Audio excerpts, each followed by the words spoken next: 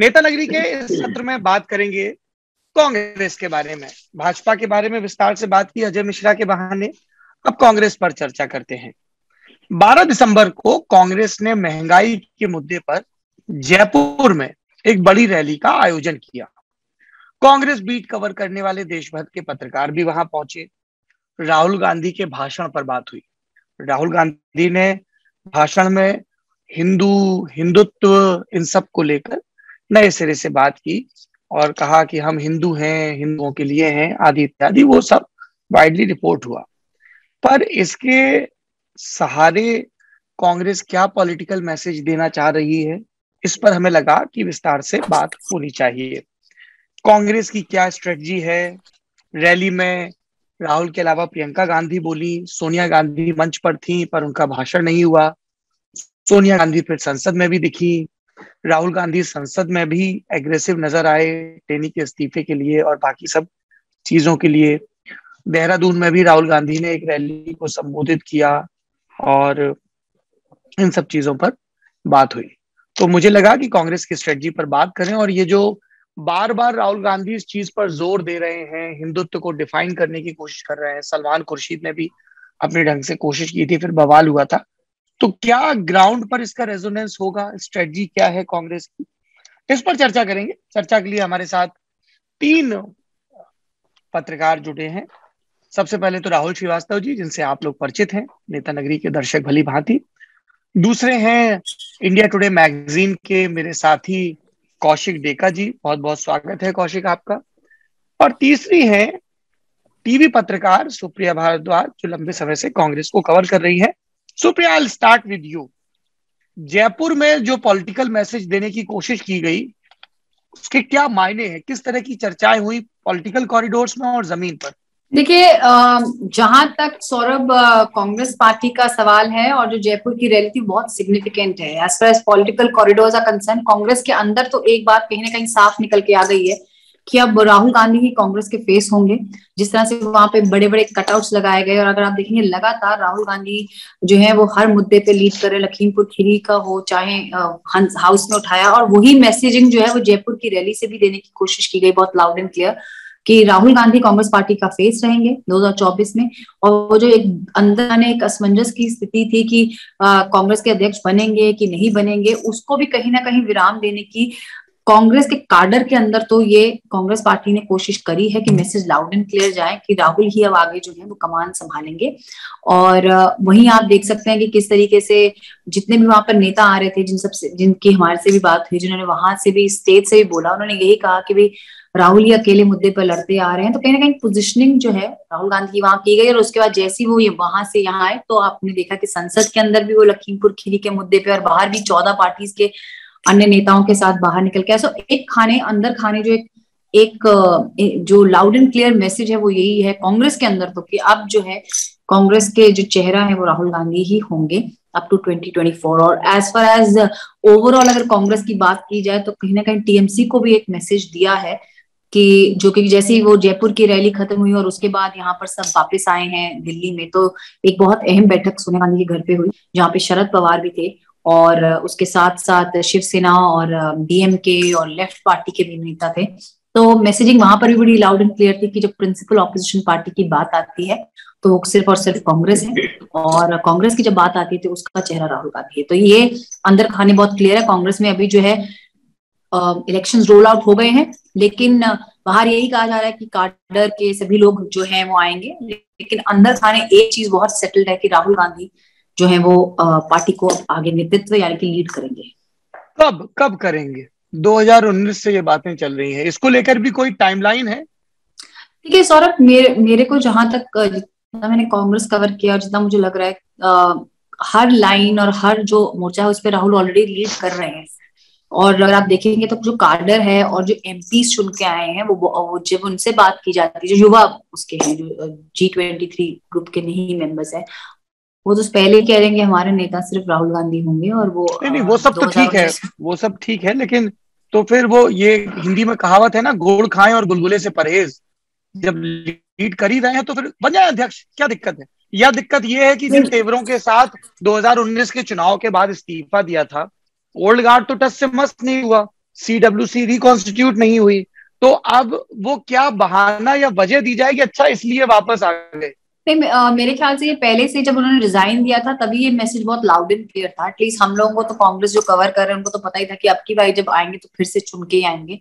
और वो उन्होंने एक मॉरल हाई ग्राउंड लिया था कि मैं रिजाइन कर रहा हूँ, और उन्होंने रिजाइन किया और उससे टस से मस नहीं हुआ। और अब जो है वो जो कांग्रेस का पूरा काडर है वो एक तरह से कहते हैं ना कि पार्टी के अंदर भी एक शक्ति प्रदर्शन होगा कि भाई चाहिए तो सिर्फ राहुल गांधी चाहिए। और वहां पे अगर आप देखेंगे तो पूरी स्ट्रैटेजी वैसी थी कि दो अगर काम होगा तो हमारे, जब अगर आपको याद होगा तो हम ऑफ द रिकॉर्ड जब कुछ कांग्रेस के नेताओं से बात करते करते हैं और कर रहे थे पीछे एजेंडा में भी, तो वो सब यही कह रहे थे कि राहुल गांधी को पहले प्लेटफॉर्म नहीं मिला और अब जो है पूरी तरीके से वो अपनी तरीके से कांग्रेस को रीमोल्ड करना चाहते हैं, रीशेप करना चाहते हैं, जिसका जो अगर आप देखेंगे बदली बदली सी कांग्रेस भी नजर आ रही है। हिंदुइज्म वर्सेस हिंदुत्व की डिबेट है। अभी आज ही हम एक स्टोरी ब्रेक कर रहे हैं अभी कि कांग्रेस अपना एक सोशल मीडिया कैंपेन भी लॉन्च करे कि हिंदू हूँ, हिंदुत्ववादी नहीं हूँ। सो ये जो एक डिबेट शुरू हुई थी राहुल गांधी की, तो ये एक बदली बदली सी कांग्रेस नजर आ रही है। सब जितने नेता उनको बोला गया जमीन पे जाइए, काडर को ट्रेन करिए। और एक ये जो नई लाइन है राहुल गांधी ने नवंबर में दी थी वर्धा में अपने लोगों को एड्रेस करते हुए, तो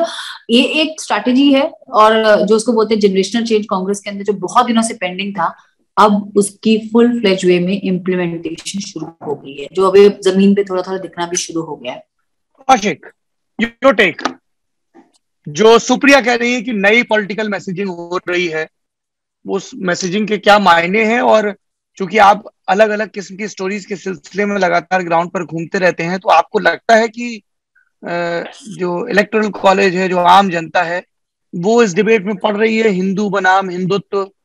क्योंकि मसला था महंगाई का, रैली महंगाई के मुद्दे पर थी, हेडलाइन बनी हिंदू बनाम हिंदुत्व की, और ये चीज बार बार कही भी जा रही है। जब हम लोग ग्राउंड पर घूमते हैं, राहुल जी भी अभी घूम के आए हैं, उनसे भी पूछेंगे कि अगर आम जनता किसी चीज से सबसे ज्यादा परेशान है तो वो प्राइस राइज से परेशान है, चाहे वो पेट्रोल डीजल का हो, चाहे खेती के तौर तरीके हो गए हो, चाहे बिजली का रेट हो, या दूसरी चीजें हो, रोजगार की उपलब्धता अनुपलब्धता की बात है। तो जब तक वो एक पॉपुलर पॉलिटिकल नैरेटिव में तब्दील नहीं होगा, एक शक्तिशाली नारे में नहीं बनेगा, how will you catch the imagination? Kaushik, your take. Saurabh, ये रैली जयपुर में हुआ, लेकिन आपको भी पता है इसका लक्ष्य था लखनऊ।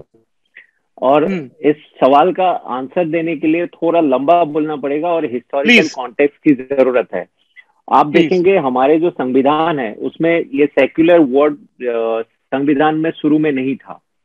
अब जवाहरलाल नेहरू और BR अम्बेडकर दोनों ने इस बात का विरोध किया था कि ये सेक्युलर वर्ड नहीं चाहिए, क्योंकि इनका जो हिंदी अनुवाद है वो एक्चुअल अनुवाद है नहीं, और भारतीय कॉन्टेक्स्ट में ये अर्थ का अनर्थ हो जाएगा, यही सोच के ये वर्ड हटा के रखा था। आपको पता है इंदिरा गांधी ने ये वर्ड कॉन्स्टिट्यूशन में ले आए, और तब से इंडियन पॉलिटिक्स में एक चेंज आया है। सेक्युलर वर्ड तो आ गया, सेक्युलर हमें डिक्लेयर कर गया, लेकिन धीरे धीरे सेक्युलरिज्म की मीनिंग बदलने लगे, ये एक अपीजमेंट की तरफ जाने लगे, और बहुत हद तक ये हो गया कि ये अर्थ होना चाहिए था कि सर्वधर्म से निरपेक्ष रहे सरकार, लेकिन कई दफा क्या हुआ, सिंबॉलिक अपीजमेंट होने लगे। अब अगर ये कहा जाए कि कांग्रेस ने मुसलमानों की बहुत भला कर दिया, ये भी गलत होगा, क्योंकि आप ये जो रिपोर्ट आए थे उस रिपोर्ट में भी हमें देखा गया कि मुसलमानों की जो हालत, इकोनॉमिक कंडीशंस बहुत ही खराब है। तो सिंबॉलिक अपीजमेंट होते रहे, और इस सिंबॉलिक अपीजमेंट की वजह से, जैसे आपने देखा होगा मेरे होम स्टेट असम में ये अपीजमेंट की वजह से कैसे एक बहुत बड़ा इलीगल इन्फ्लक्स के मुद्दा खड़ा हुआ। धीरे धीरे क्या हुआ, जो मेजॉरिटी हिंदूज थे वो धीरे धीरे गुस्सा होने लगे, और इसी गुस्से के फायदा उठा के बीजेपी ने राम जन्मभूमि मूवमेंट शुरू कर दिया, और वहां से एक जो सिलसिला शुरू हुआ। अब 2014 के बाद, 2019 के बाद इंडियन पॉलिटिक्स में एक बदलाव आया, जिसमें ये देखा गया कि पहले अगर आप मेजोरिटेरियन या हिंदू आइडेंटिटी या ये असर्ट करते थे तो उनको एक कम्युनल एंगल से देखा जाता था, और ये पॉलिटिक्स में सेक्युलरिज्म का मतलब होता था आप रिलीजियस आइडेंटिटी या रिलीजियस प्रैक्टिसेस को प्राइवेट रखे। लेकिन ये बीजेपी के इलेक्टोरल सक्सेस के वजह से जो पैराडाइम शिफ्ट आया, ये शिफ्ट ये आया कि हिंदू होना या हिंदू मेजॉरिटेरियन आइडेंटिटी को असर्ट करना अब गलत नहीं रहा, उल्टा ये एक इलेक्टोरली बेनिफिशियल मामला हुआ। तो धीरे धीरे कांग्रेस को भी ये बात समझ में आ गई कि अब हम जो माइनॉरिटी अपीजमेंट कर आ रहे हैं इससे हमें कोई फायदा होगा नहीं, इससे एटलीस्ट इलेक्टोरल फायदा नहीं होगा। और ये बात आज की रियलाइजेशन नहीं है। 1999 CWC एक रेजोल्यूशन हुआ था जिसमें ये रेजोल्यूशन लिया गया था कि Hinduism is the most effective guarantor of secularism in India. ये 1999 कांग्रेस का रेजोल्यूशन है। और उस रेजोल्यूशन के दौरान डिस्कशन में ये बताया गया था, ये चर्चा में आए थे कि क्योंकि 80% लोग यहाँ पे हिंदू है तो हम जो माइनॉरिटी है वो वोट तो कांग्रेस को मिलते ही रहेंगे, लेकिन हम अगर एंटी हिंदू दिखेंगे, जो बीजेपी सक्सेसफुली पोर्ट्रे कर रहे थे कि कांग्रेस इज एंटी हिंदू, सच पे आधारित हो ना हो ये अलग डिबेट है, लेकिन अगर ये आइडेंटिटी और ये परसेप्शन कंटिन्यू रहेगा तो कांग्रेस को आगे जाके दिक्कत होगा। लेकिन फिर भी इसमें कोई कार्यवाही हुई नहीं क्योंकि 2004 में कांग्रेस सत्ता में आए और जैसे था वैसे ही चलता रहा। 2014 में जो ये सत्ता से हट गए, एंटनी कमेटी के रिपोर्ट में भी इसी बात का जिक्र हुआ कि कांग्रेस एंटी हिंदू परसेप्शन की वजह से भुगत रहा है। तो तब से एक रियलाइजेशन हुआ और आप देखने लगेंगे कि एक सॉफ्ट हिंदुत्व लॉन्च हुआ। इससे पहले एक सॉफ्ट लॉन्च हुआ, जैसे कि आप टेम्पल विजिट्स पब्लिसाइज होने लगे, सोनिया गांधी को यज्ञ करते हुए दिखाई दिया, राहुल गांधी ने अपने जनेऊधारी आइडेंटिटी प्रकट किया, ब्राह्मण सत्ता, वो शिव भक्त है ये हमें पता चला। राम टेम्पल के जो वर्डिक्ट आए, फेवरेबल वर्डिक्ट के बाद भी कांग्रेस ने बहुत तुरंत ही बोल दिया कि हम इस राम जो मंदिर है इसके निर्माण के लिए हम समर्थन देते हैं, हमें चाहिए।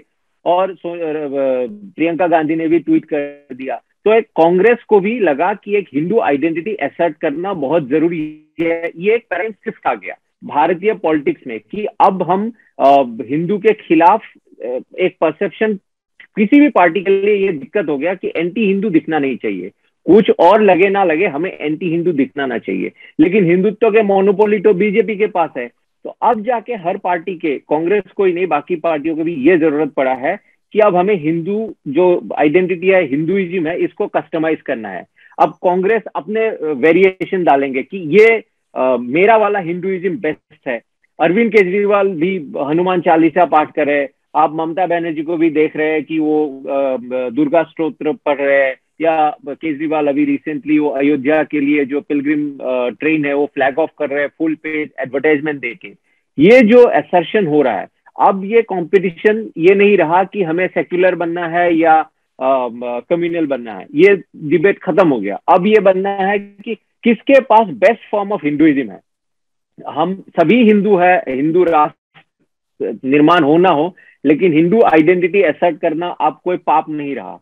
और इसी का कंपटीशन, ये राहुल गांधी का जो कमेंट आया कि उन्होंने क्या कहा, बहुत इंपॉर्टेंट बात कहा कि यहाँ पे सभी हिंदू है, ये नहीं कहा यहाँ पे सभी भारतीय है, यहाँ पे सभी हिंदू है। जो पब्लिक के तरफ पॉइंट करके उन्होंने कहा सभी हिंदू है, लेकिन हिंदुत्ववादी नहीं है। अब डिबेट ये है कि हमारे जो हिंदू आइडेंटिटी है और हिंदुइज्म हम प्रेजेंट कर रहे हैं वो बीजेपी से बेहतर है, ये बेस्ट फॉर्म है। क्योंकि जो बीजेपी का ये भी बात सही है कि बीजेपी ने ये तो कर दिया है कि हिंदुइज्म प्रैक्टिस करना या हिंदू आइडेंटिटी असर्ट करना एक अभी टैबू नहीं है, लेकिन बहुत लोगों को एग्रेसिव जो हिंदुत्ववादी है, जो वायलेंस की तरफ जाते हैं, उनसे बहुत हिंदुओं को दिक्कतें भी है।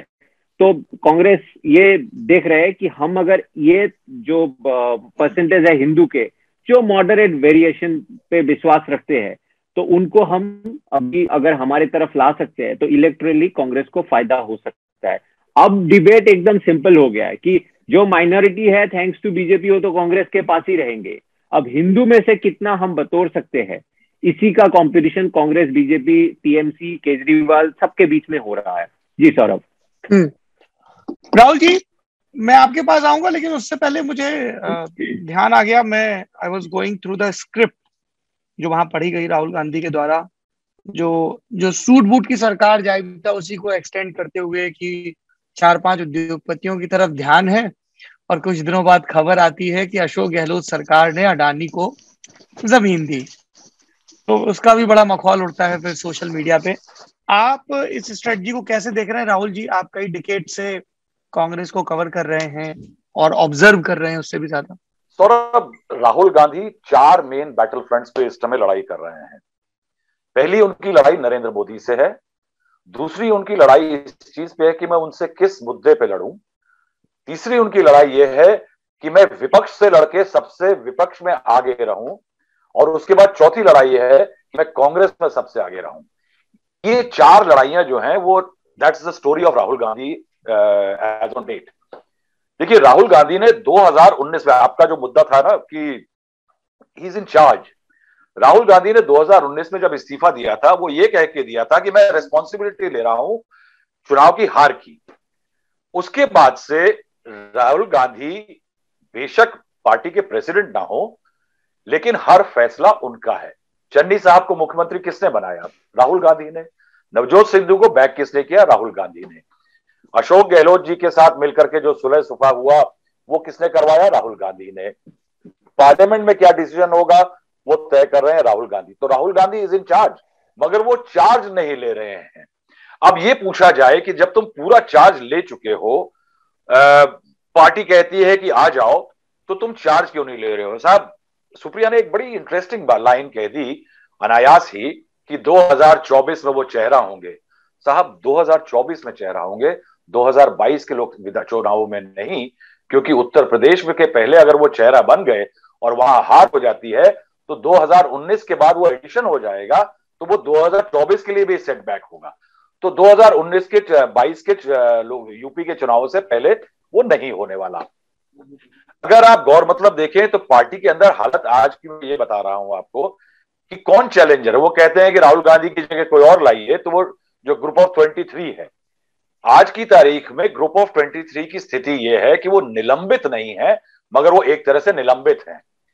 गुलाम नबी आजाद जैसा नेता जो कि 1980 से महाराष्ट्र से चुनाव लड़के पहली बार पार्लियामेंट आया था, वो दोबारा पार्लियामेंट में नहीं लाया गया। ये छोड़ दीजिए कि वो लीडर ऑपोजिशन है कि नहीं, यानी कि जो ग्रुप 23 था वो एक तरह से निलंबित चल रहा है। दूसरी लड़ाई इधर चल रही है कि ममता बनर्जी एग्रेसिव हो गई है। उनको स्वाद लगा है कि मेरे लिए एक अपॉर्चुनिटी है and I totally give it to her, कि भाई उनके लिए अपॉर्चुनिटी, वो लड़ेंगी। राहुल गांधी की दूसरी लड़ाई आ रही है कि कांग्रेस की किस तरह से मैं ममता बनर्जी को पीछे छोड़ के विपक्ष के सबसे खड़ी हो जाऊं। तीसरी लड़ाई जो ये है कि नरेंद्र मोदी, अब परेशानी सौरभ यह है कि नरेंद्र मोदी जो है, उन्होंने, जैसे कि कौशिक ने कहा, उन्होंने पॉलिटिकल टर्फ बदल दी है। किसी समय पे हिंदुस्तान की हॉकी टीमें हॉकी खेलती थी घास पे दिल्ली में या हिंदुस्तान में, और ऑस्ट्रेलिया जाती थी तो पिट के आ जाती थी, क्योंकि ऑस्ट्रेलिया में एस्ट्रोटर्फ लगी हुई थी। उस एस्ट्रोटर्फ जो नरेंद्र मोदी ने राजनीति की, हिंदुत्व की एस्ट्रोटर्फ बिछा दी है। उस एस्ट्रोटर्फ पे हॉकी जो खेलते थे घास पे कांग्रेस वाले, वो वहां पे जाके हॉकी खेल नहीं पा रहे। राहुल गांधी कोशिश कर रहे हैं। जिस पार्टी की नेता ने 1976 में, जैसे कौशिक ने कहा, 1976 में सेक्युलर टर्म आया, उन्होंने ये नहीं कहा था कि सोशलिस्ट, हिंदुत्ववादी, डेमोक्रेटिक रिपब्लिक, उन्होंने नहीं कहा था, उन्होंने वर्ड सेक्युलर डलवाया था। आप इस हिंदुत्ववादी की डेफिनेशन में अगर जनता के पास जाते हैं तो आम जनता को हिंदू और हिंदुत्ववादी में कितना फर्क आता है, मुझे ये जानना होगा। तो ये जो आप कांग्रेस का अलग हिंदुत्व की लाइन चला रहे हैं, वो मोदी की टर्फ पे खेलने के लिए लगा रहे हैं, और उस टर्फ पे आपका अभी भी गेम जम नहीं पाएगा। आप देखिए बनारस में अभी हाल में क्या हुआ है, जिस तरह से नरेंद्र मोदी ने अपनी पर्सनल आस्था को एक मल्टीपल मेगापिक्सल का, multiple Kodak, million Kodak moments का एक पूरा सबब बना दिया। जिस तरह से आप उस तरफ पे खेलने जा रहे हैं। एक अहम बात कि रैली जो थी वो महंगाई के लिए थी, और देखिए किस तरह से एक डोमिनेंट नेता नरेंद्र मोदी जैसा पॉलिटिकल डिस्कोर्स को नरेट करता है। मैं पूरे वेस्टर्न, अभी यूपी में होकर के आया हूं, आप मेरी बात मानेंगे कि आपको भी पता लगा, आप भी घूम के आए थे, कि आज की तारीख में किसान एक मुद्दा है, लेकिन किसानी से बड़ा मुद्दा, और उनके लिए जो भी 3 कानून को लेकर नाराजगी है, कीमत और प्राइस राइज एक बहुत बड़ा मुद्दा है। और वो इतना बड़ा मुद्दा है कि आम आदमी इस समय कीमतों को लेकर के आजिज आया हुआ है। वो खड़े होकर के विरोध प्रदर्शन नहीं कर रहा, मगर एक बहुत बड़ा मुद्दा है। लेकिन नरेंद्र मोदी का प्रेशर है कि राहुल गांधी महंगाई को मुद्दा नहीं बना पा रहे, और वो जा रहे हैं उसी हिंदुत्व टर्फ पे। इसीलिए मैं कहूंगा कि राहुल गांधी को ये 4 लड़ाइयां जो लड़नी है, इनमें से किसी एक को जल्द से जल्द रिजॉल्व करना होगा, अदरवाइज ये चारों इंटरकनेक्टेड हैं। ये इंटरकनेक्टेड लड़ाइयां जो हैं इस समय पे कांग्रेस की सबसे बड़ी परेशानी है। अच्छा, एक चीज है जिसपे मैं सबसे पहले सुप्रिया आपकी रिएक्शन चाहूंगा। बार बार ये बात हो रही थी कि प्रशांत किशोर ने अभी अपने सारे पत्ते नहीं खोले हैं। हिज ट्वीट जिस पर काफी चर्चा हुई, it was a very wheeled attack on the family, but it was wheeled, it was not open. और कई लोग कह रहे हैं कि अभी भी एक प्रेशर बिल्डअप किया जा रहा है टीएमसी के पक्ष में कुछ लोगों को मोबिलाइज करके, ताकि कांग्रेस आला कमान जिस तरह की शर्तें प्रशांत रख रहे हैं, इस पे हमारी इंडिया टुडे मैगजीन ने डिटेल में स्टोरी भी की, उनका इंटरव्यू भी पब्लिश किया है, वो हो पाए। फिर हम देखते हैं कि अधीर रंजन चौधरी का बयान आता है जिसमें वो कहती हैं कि मतलब बहुत ही फ्रंट बयान, ममता बनर्जी नरेंद्र मोदी की दलाली कर रही है। तो इस चीज को लेकर अभी कांग्रेस आला कमान में किस तरह की बातें हो रही हैं? टीएमसी जिस तरह से अपने आप को असर्ट कर रहा है, या प्रशांत किशोर जिस तरह की पोस्चरिंग कर रहे हैं? देखिए सौरभ, 3 चीजें इसमें हैं, और अगर इसका पूरा पृष्ठभूमि देखी जाए, इसका अगर बैकग्राउंड देखा जाए, तो इंटरेस्टिंगली हमको कपिल सिब्बल के बर्थडे पे जाना चाहिए। एक डिनर पार्टी हुई थी, बड़ी फेमस है, इनफेमस डिनर पार्टी है लुटियंस में, जो कि पिछले मॉनसून सत्र के बाद में, खत्म होने के लास्ट डे के बाद में हुई थी, जिसमें हुज हु विपक्ष का जो था, मीडिया को भी इतनी खबर नहीं लगी थी, लास्ट मिनट में खबर लगी थी, चाहे उसमें लालू प्रसाद यादव हो, चाहे उमर अब्दुल्ला हो, सब लोग वहां मौजूद थे, माइनस कांग्रेस की जो लीडरशिप है, उसमें कपिल सिब्बल थे, उसमें G23 के लोग थे, शरद पवार थे, लालू प्रसाद यादव थे, और वहां से जो खबरें छनके आई, वहां पर कहा यह जा रहा है कि G23 ने उस पूरे प्लेटफॉर्म को यूज किया ताकि एक प्रेशर पड़े विपक्ष अन्य पार्टियों की तरफ से कि भाई इनको भी जो है संगठन के अंदर दिया जाए, इनको बहुत जो है हैवी इंपॉर्टेंट रिस्पॉन्सिबिलिटीज मिले। उसमें से एक खबर ये भी निकल के आई थी कि कुछ जो विपक्ष के नेता है, उन्होंने वहां पे मीटिंग में कहा था कि जो करंट कांग्रेस के जो ऑर्गेनाइजेशन को देख रहे हैं, या बाकी और जो ऑर्गेनाइजेशनल पोस्ट के ऊपर है, इनकी जगह पे अगर विपक्ष से बातचीत करवानी है तो गुलाम नबी आजाद हो, या कपिल सिब्बल हो, या आनंद शर्मा हो, इन लोगों को जो है आगे रखा जाए। लेकिन उसका इफेक्ट जो था वो नेगेटिव पड़ गया, वो प्रेशर पॉलिटिक्स जो थी वो नहीं चल पाई, क्योंकि जैसे अभी हम बात कर रहे हैं राहुल गांधी की, उधर प्रेशर पॉलिटिक्स उस तरीके से नहीं चलती है, वो एक डिफरेंट जो है माइंडसेट से चलते हैं। जैसे उन्होंने पहले ही कह दिया कि सत्ता आए चाहे ना आए, लेकिन हम अपनी आइडियोलॉजी की और सत्य की लड़ाई लड़ते रहेंगे, तो वो ग्रास रूट लेवल से पूरी पार्टी को खड़ा करना चाहते हैं। लेकिन इंटरेस्टिंगली उसके बाद सेकंड जो प्लेटफॉर्म लिया गया, ये कांग्रेस के अंदर खाने कहा जा रहा है कि उसके बाद जब वो प्लेटफॉर्म फेल हुआ, ममता बनर्जी को और कपिल, अगर आपको याद होगा तो प्रशांत किशोर ने भी इंडिया टुडे के इंटरव्यू में ये भी कहा है कि वो ऑलमोस्ट ज्वाइन ही कर चुके थे कांग्रेस, क्योंकि ये खबर आई थी। एक अंदर खाने एक कमेटी भी बनी थी जिसमें वेणुगोपाल थे, अंबिका सोनी थी, कमलनाथ थे, ताकि सभी जितने वरिष्ठ नेता हैं उनसे जाके कांग्रेस के बातचीत की जाए, फीडबैक ली जाए। और हमें वो भी नहीं दिन भूलता जब प्रशांत किशोर अचानक ही आफ्टरनून में लंच ब्रेक के बाद जो है 12 लेन पे पहुंचे थे, वहां प्रियंका गांधी, राहुल गांधी थी, और खबर ये भी आई थी कि उनकी वीडियो कॉन्फ्रेंसिंग के जरिए सोनिया गांधी जो कांग्रेस के अध्यक्ष से बातचीत हुई थी। अब जो सिचुएशन है वो ये बन गई है कि वो भी वहां से एक नेगेटिव फीडबैक आ गई कि अगर प्रशांत किशोर आते हैं तो किस लेवल पे आते हैं, क्या उनका रोल रहेगा, उसको लेके असमंजस बना रहा। अब फिर जो हम देख रहे हैं उसको कांग्रेस के अंदर खाने, तो एक प्रेशर टैक्टिक इनिशियली देखा जा रहा था, लेकिन जितना वोकल होके ममता बनर्जी ने यूपीए और उसके बाद राहुल गांधी पे अटैक किया, सूत्रों के मुताबिक that hasn't gone down well with Congress leadership as well as जो यहाँ पर और कांग्रेस पार्टी के वरिष्ठ नेता हैं उनके पास। वो कह रहे हैं कि ये भी एक तरीके से G23 का एक प्रेशर टैक्टिक है ताकि रोपिन किया जा सके अलॉन्ग विद प्रशांत किशोर का और टीएमसी का। लेकिन अब शायद जो ये वाद विवाद है और जो अधीर रंजन चौधरी के स्टेटमेंट्स आई हैं उसको देखते हुए ये कहा जा सकता है कि बात बहुत आगे बढ़ चुकी है। तभी जो वो मीटिंग अभी हाल फिलहाल में हुई है 10 जनपद में, जो इसी हफ्ते हुई थी, जहाँ पे शरद पवार और सबको इनवाइट किया था, वहां से टीएमसी मिसिंग थी। वो एक मैसेज देने की कोशिश की गई थी कांग्रेस के आला कमान की तरफ से कि जब विपक्ष की बात आती है, यूनाइटेड ऑपोजिशन की बात आती है, तो कांग्रेस ही जो है वो प्रिंसिपल ऑपोजिशन पार्टी है। अभी एक और जो खबर निकल के आ रही है बहुत इंटरेस्टिंग है कि कांग्रेस में एक मंथन ये भी चल रहा है कि जहां जहां ममता बनर्जी जाएंगी कैंपेन करने के लिए बंगाल के बाहर, वहां पे प्रियंका गांधी भी जाए, महिलाओं को के संदर्भ में ये बात आ रही है। तभी हमने देखा कि गोवा में जो है प्रियंका गांधी का दौरा लगा, और किसी इलेक्शन गोइंग स्टेट में नहीं लगा, कि ममता बनर्जी गोवा गई है तो प्रियंका गांधी भी गोवा में गई और उन्होंने पूरा दिन कैंपेन किया महिलाओं के बीच में। तो ये जो टीएमसी की सिचुएशन है, जैसे भी राहुल भी कह रहे थे कि इसको रिजोल्व करना जरूरी है, क्योंकि कांग्रेस का सबसे बड़ा अभी जो है नरेंद्र मोदी को और बीजेपी को वो तब टिक ऑन करेंगे जब वो पहले they are going to set their own house in order. तो सबसे पहले तो उनको विपक्ष में ही सेटल डाउन करना पड़ेगा। खबरें ये भी आ रही हैं कि 14 विपक्षी पार्टियों को कांग्रेस साथ लेके चल रही है, लेकिन आगे कैसे सिचुएशन पैन आउट होती है वो बहुत इंटरेस्टिंग लेगा। अभी जो जहां तक प्रशांत किशोर का सवाल है, हमने ये सवाल कांग्रेस के कुछ लोगों से पूछा था जब इंडिया टुडे का इंटरव्यू आया था, जब उन्होंने बात करी थी कांग्रेस को लेके। तो उनका कहना यही था कि जब तक बातचीत चल रही थी तब तो प्रशांत किशोर ने कुछ नहीं कहा, और अब जब ये सिचुएशन ऐसी हो गई है तो ऐसा लग रहा है कि जैसे अंगूर खट्टे हैं। तो ये भी एक मंथन अंदर चल रहा है कांग्रेस पार्टी के अंदर। ऑलराइट कौशिक, एक बात ये भी चलती है, राहुल जी आप भी इसमें ऐड कर सकते हैं, दो कॉम्बिनेशंस पे, दो डायनेमिक्स पे, दो वर्सेस पे भी खूब बात होती है। एक तो ये जो मैंने लखनऊ में भी सुना, दिल्ली में भी सुना कि एक प्रियंका गांधी वाली लॉबी बिल्ड हो रही है धीमे धीमे, क्योंकि उनको ये लग रहा है कि देर सवेर Rahul Gandhi is a good human being but a bad politician. He is not capable to lead. He cannot lead the party to victory.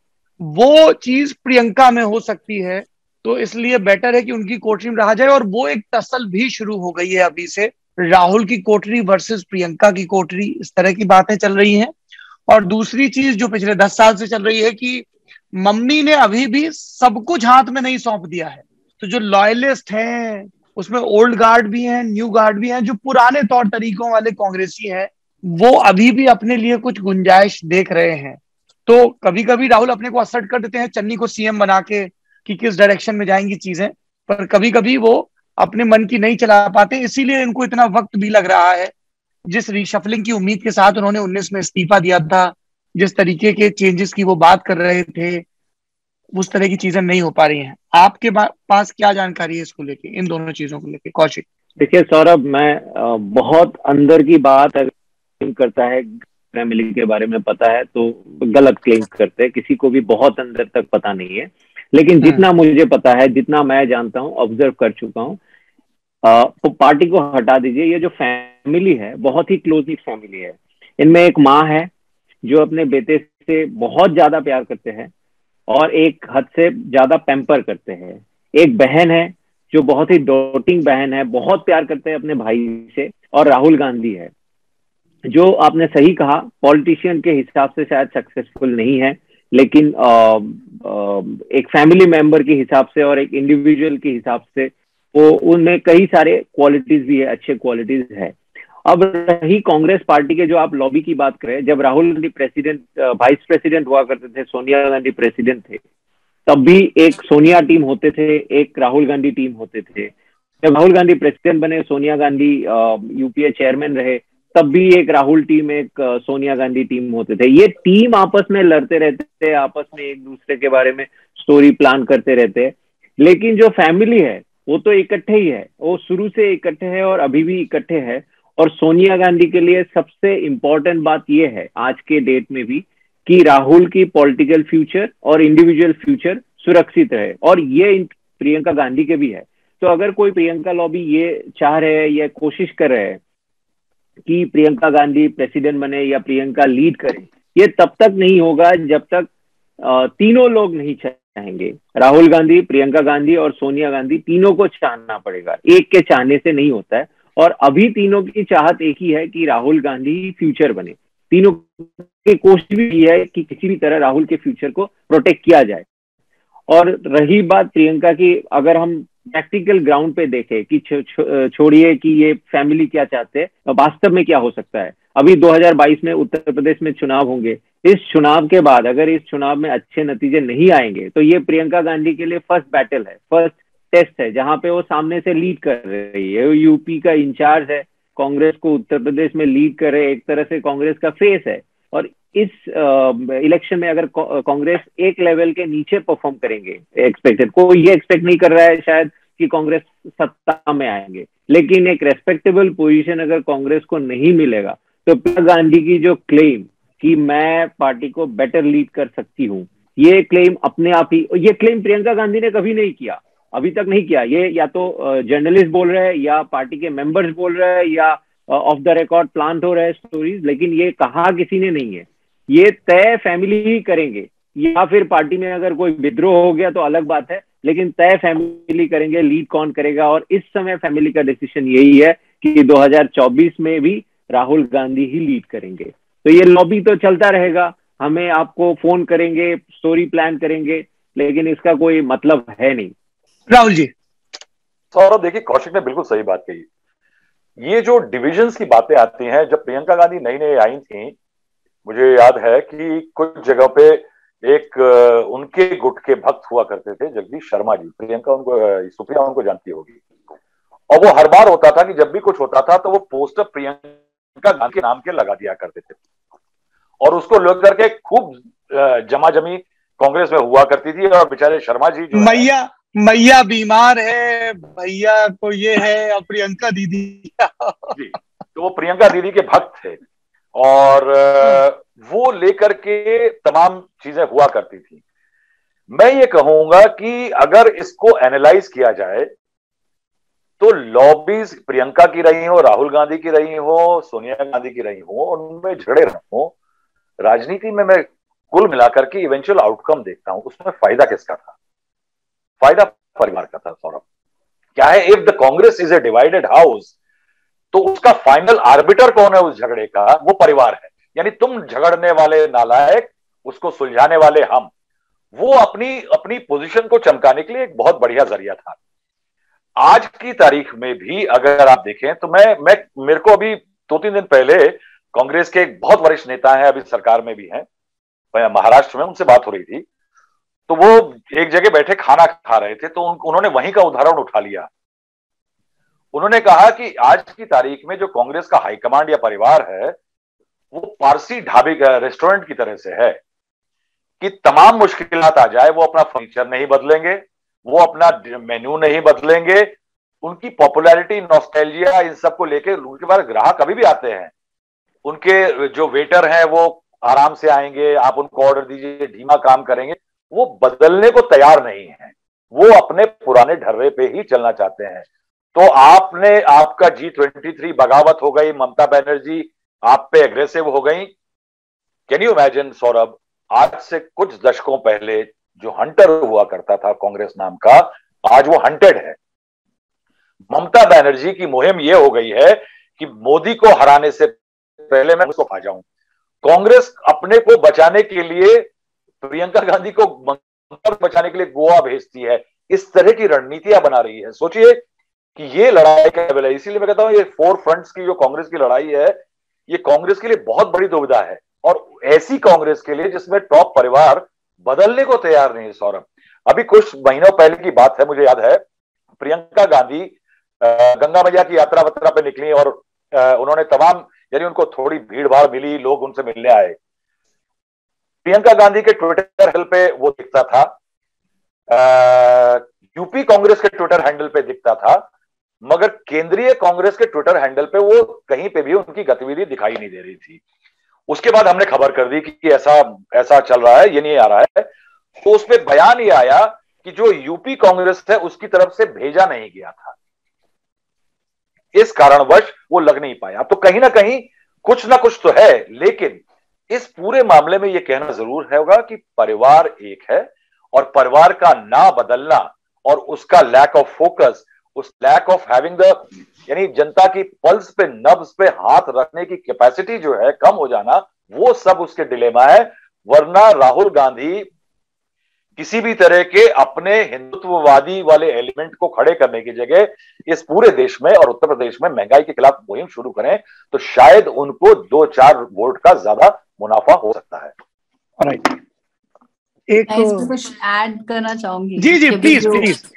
जो भी कह रहे थे जगदीश शर्मा की, अब उनके पोस्टर भी बदले नजर आते हैं। उन्होंने एक राहुल प्रियंका सेना जो है वो लॉन्च कर दिया, उसका वो हेड बन गए, चेयरमैन बन गए तो जगदीश शर्मा की जहां तक बात होती है तो उन्होंने भी कहीं ना कहीं ये बदलाव कर दिया। लेकिन जैसे कौशिक ने कहा, मैं उस पर कंप्लीटली एग्री करती हूँ कि हम भी कांग्रेस काफी करीब से देख रहे हैं और अंदर खाने जो है वो यही कहा जाता है कि एक कोशिश जो है वो लॉबिस्ट करते रहते हैं ये क्रिएट करने की कि टसल है, लेकिन जो फैमिली है उसमें कहीं कोई दूर दूर तक टसल नहीं है। वो सब एक साथ कलेक्ट डिसीजन लेते हैं और वही जो सब कह रहे हैं वो है। लेकिन जगदीश शर्मा जो उन्होंने अपनी स्ट्रैटेजी राहुल जी बदल दिया, वो राहुल प्रियंका सेना ले आए हैं नई, जिसके पोस्टर आपको पूरे दिल्ली में दिखेंगे, वो जगह जगह लगा देते हैं राहुल प्रियंका सेना के। और उसका ये जो सेना ये उत्तर प्रदेश में भी कह रहे हैं कि उतारी जाएगी और पिंक ब्रिगेड भी इसके साथ एक और महिला सेना है जिसको उतारने की तैयारी में।